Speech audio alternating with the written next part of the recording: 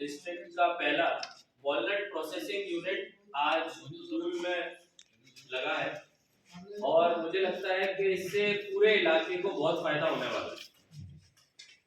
अभी हम लोग देखें तो पूरे किश्तवाड़ में बहुत अच्छी क्वालिटी का वॉलनट लगता है और हम सारा जो मिडिलमैन को बेचते हैं वो मान के चलो 400 रुपए पर केजी के आसपास आप बेचते हो और उसमें अगर आप उसी वॉलनट को 1 किलो वॉलनट को इसमें प्रोसेस करोगे तो आधा किलो बच जाएगा।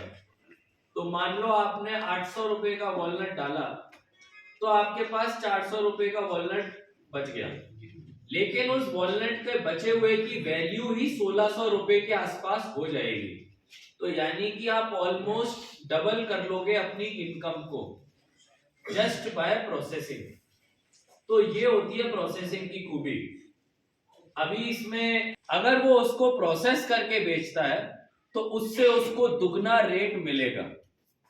इससे ज्यादा क्या बड़े फायदे की बात होगी। आपको कुछ नया नहीं करना है, आपको अपने वॉलनट को इन्हीं को दे देना है। ये आपको जो प्रोसेस करके फाइनल वॉलनट देंगे उसकी वैल्यू जो मार्केट में मिलेगी वो आपको दुगनी मिलेगी। तो मुझे लगता है ये पूरे इलाके के लिए फायदे की बात होगी।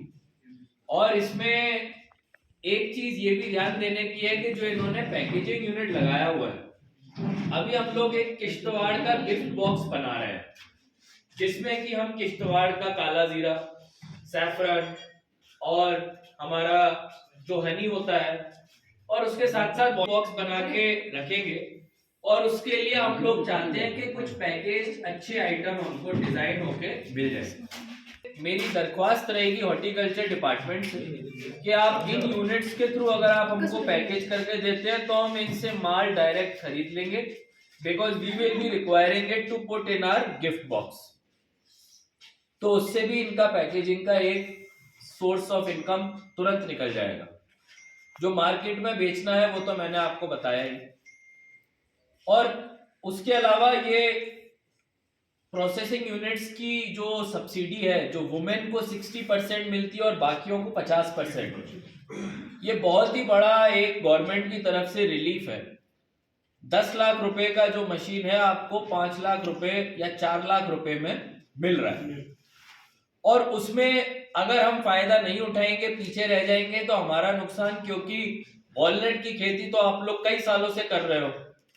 कहां दुनिया आगे कहां से कहां चली गई, हम लोग वहीं पे बैठे हुए हैं, उतना ही पैसा कमा रहे हैं जितना 5 साल पहले कमाते थे।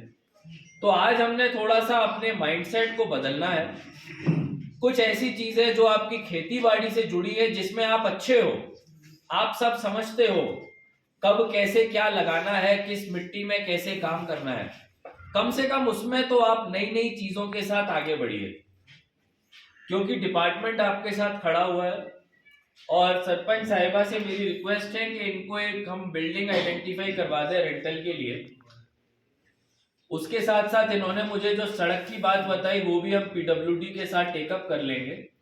पानी का प्रोजेक्ट जल जीवन मिशन में आ रहा है और बहुत बड़े लेवल पे आ रहा है। उसके लिए पूरा पैसा सैंक्शन हुआ है। जो भी डिलेज हुई वो इसीलिए हुई कि भाई पैसा इतना ज्यादा आ गया कि कॉन्ट्रैक्टर कम पड़ गए, और कोई रीजन नहीं है। 136 पंचायतें हैं, उसमें 129 के आसपास जेजेएम के प्रोजेक्ट हैं। 60 के आसपास ऐसे काम है जो कि शुरू हो चुके हैं। बाकी सब काम भी बहुत जल्द शुरू होने वाले हैं। कंस्ट्रक्शन का सीजन शुरू हो गया है, सर्दी जा चुकी है। तो मेरी आप लोगों से रिक्वेस्ट है कि एक अच्छा अमाउंट, 2-3 करोड़ का अमाउंट आप लोग कुछ प्रोजेक्ट सोचिए जो कि कम्युनिटी के फायदे का हो।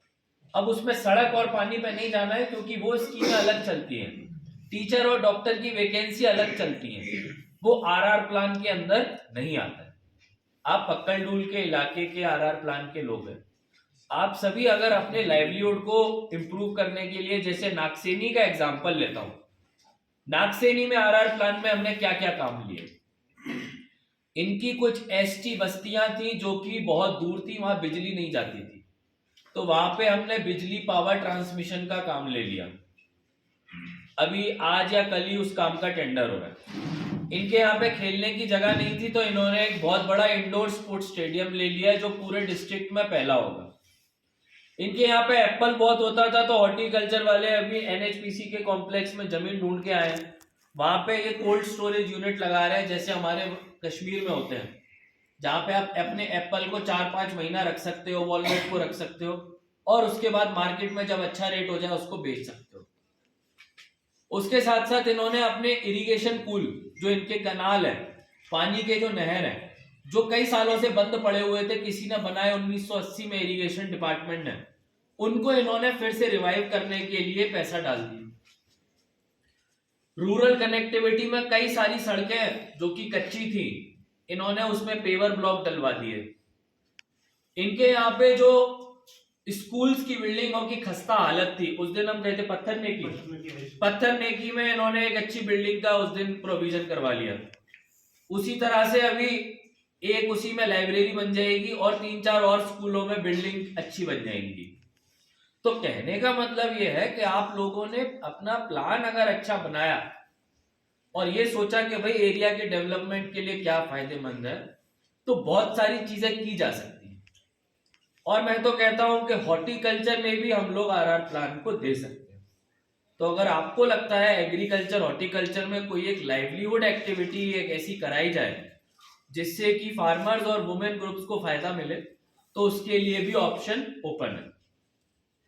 बाकी ज्यादा समय नहीं लूंगा। आई थिंक बहुत अच्छे से आज चीफ हॉर्टिकल्चर ऑफिसर और उनके एचडीओ और उनकी पूरी टीम ने हमको आज ये यूनिट के बारे में दिखाया, कैसे डीहस्किंग से लेके ग्रेडिंग और उसके बाद उसका कटिंग और सॉर्टिंग और फिर वार्मिंग, ये सारा उन्होंने जो प्रोसेस हमको दिखाया, इसके लिए मुबारकबाद। और पूरी टीम को इन्होंने बहुत कम टाइम में इसको किया है। और जैसा कि मैंने मुगल मैदान में भी बोला था, वहां भी बहुत डिमांड है। मैं आज ही तहसीलदार मुगल मैदान से बात करता हूं, अगर इनके जैसे ही कोई प्रोग्रेसिव फार्मर हमको मिल जाते हैं तो वहां पे भी हम एक unit with in the month of March लगा देंगे, क्योंकि इतना हजारों टन की अमाउंट में वॉलनट इधर निकलता है, उस हिसाब का पैसा नहीं कमा पाते। तो ये एक अच्छा मौका है और फिर से सभी को मुबारकबाद और इधर आज बुलाने के लिए शुक्रिया। जय हिंद।